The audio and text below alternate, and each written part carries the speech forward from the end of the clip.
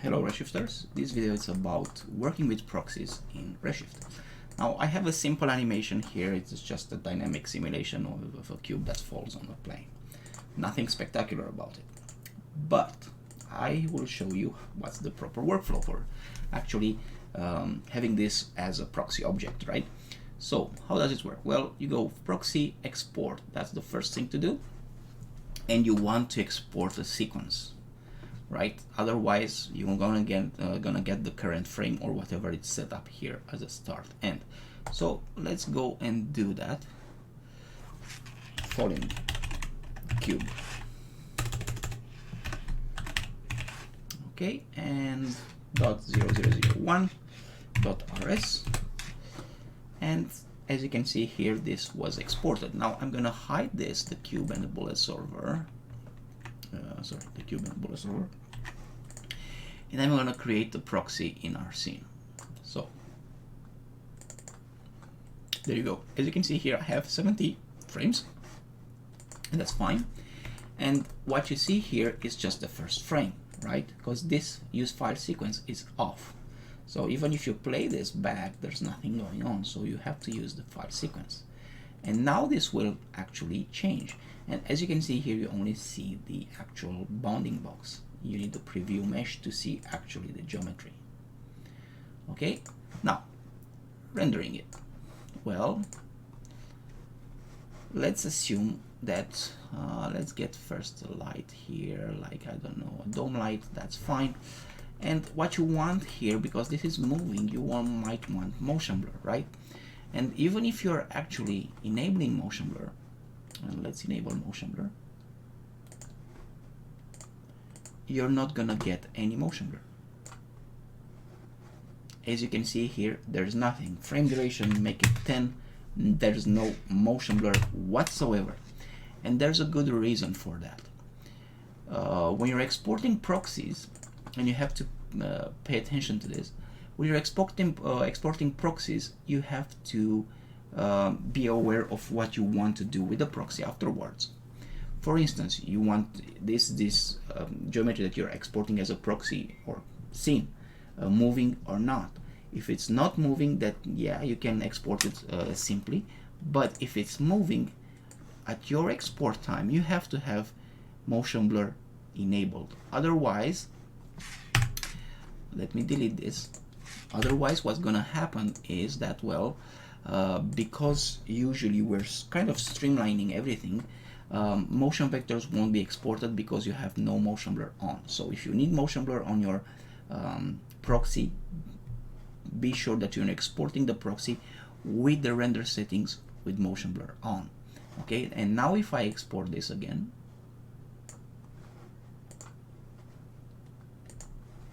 okay, and you have connectivity data here, and if you want to use compression to make this smaller, but they're 47K, so that's nothing. Okay, as you can see here, it's a bit longer, and you might see in between frames, okay, and float frames here. Now if I hide this and again I create the proxy, I shouldn't have deleted.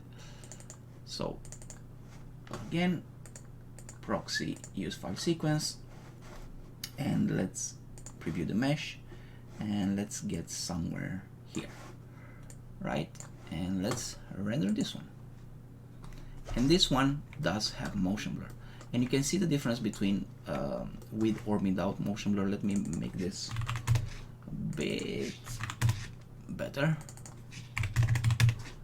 Okay, and this will be more production wise. You still have you have noise here because, well, the lighting samples are not enough. So I'm just gonna go for light samples, override, and pop up the light sample. So that will clean, or should clean up this bit. Okay, let's see.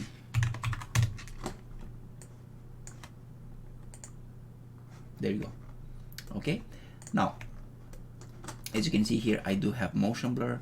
If I disable this, and let me, as you can see, I keep this with motion blur, actually without motion blur, and enable motion blur, and yeah, we do have motion blur. So pay attention when you're exporting this, and if you're planning to have motion blur in your scene, this is important. The same thing goes for tessellation or and displacement. Okay, so if you need these, be advised that you need those. Also, if you have a shader that has UVs, for instance, and I'm gonna show you this in a second. So for the moment, this has been exported, but it has been exported with the Lambert shader, so that's kind of default shader in Maya. So let's assign a new material, and let's put this as a Redshift material, and maybe, I don't know, use a copper. Doesn't really matter. Actually, no, copper. This has nothing interesting as a dome light, so let's get some HDRI for it, and let me just, you know, put a backplate that's black so it doesn't show up. So let's render this, and we see all that. Okay, and of course, if this is moving, you're gonna see that we do have shadows here, as you can clearly see. Okay, this has no shader again, so another Redshift material. It just gives you a bit of reflection, makes the scene a bit more interesting, and that's fine. Let me get this working, and this is probably too shiny. Yeah, just blur this a bit. Okay, so this guy here has no UVs, right? And this is the actual proxy. And if I, for instance, if I try to override the material, and if I look at the material, it has a material here, a Redshift material, but you can't see anything here, right? There's no change. I mean, I can make this red, for instance, and this will still be gray. And the reason for this is because, well, the proxy itself uses the materials from the proxy, not from the scene. So if I check this one, I'm gonna get that red material.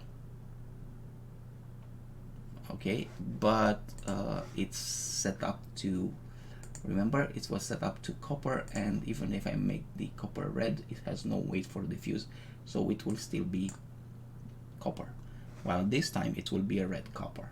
Okay, so I can use plastic, for instance, and make this a red, and you're gonna see the actual cube turn into a red plastic. But that's not it. The most important thing is, well, let's put a checker on it, and you're gonna see that this doesn't work. Okay, and it doesn't work because when you exported, well, actually when I exported this, I had no textures on my shader, right? So, and because of that, Redshift thinks, okay, you don't need textures, you don't need UVs. So let's redo the whole thing, hide this, and create a material that has UVs.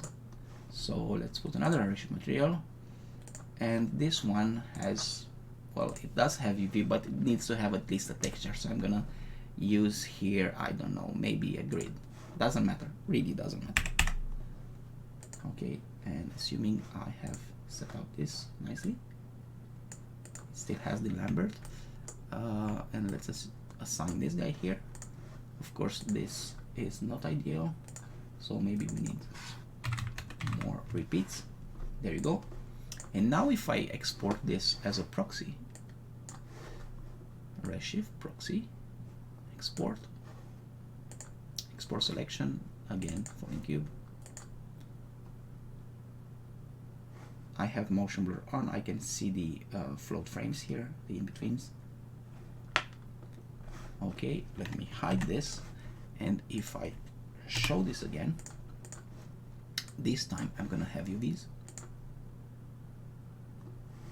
assuming I'm on the same frame, which was something somewhere about here, I think. And as you can see, you don't have to recreate the proxy or anything. It just reads the proxy from the hard drives, and yes, this time it can use UVs because the UVs were exported. The same thing goes for tessellation and displacement. You have to have them enabled, so it does export some extra data. But regarding animation here, you have to work with this, the frame number. And if you're starting from 0 to 70, and that's that, if you want to make it start a bit longer, you have to edit this expression. By default, this is an expression, and you know, you can make it simply delete the expression. Let's say this is frame 1 I want, set a key, go here, 51, set a key at frame 70, and of course there will be no interpolation between those, so this will be very fast. Okay, and that means yes, you are retiming the animation, but that doesn't mean you're retiming the actual motion blur, or you're not gonna get a better motion blur or something, or you know, longer motion blur because you speed it up or something. It doesn't work that way. So let's have a look at this. Do we start motion blur? Yes, we do have motion blur, but the blur will be actually exactly the length that has been exported in the proxy, not more than that. Okay, so do pay attention at your export if you need it to further on either tessellate, either displace it, either motion blur it, or use UVs. And if you want to use any of these overrides, right, if your new material has tessellation, displacement, or you want to use tessellation and displacement, yes, you can override them here. Okay, so that's about it. Of course, you can use the frame offset, you can but pretty much this is the basic workflow for working with proxies. I do suggest you use proxies as much as possible, because this will actually alleviate your scene and make things go a bit easier for you in terms of management. As always, if you have any questions, just ask them on the forum. We're there to help you. Happy Redshifting, guys. Cheers.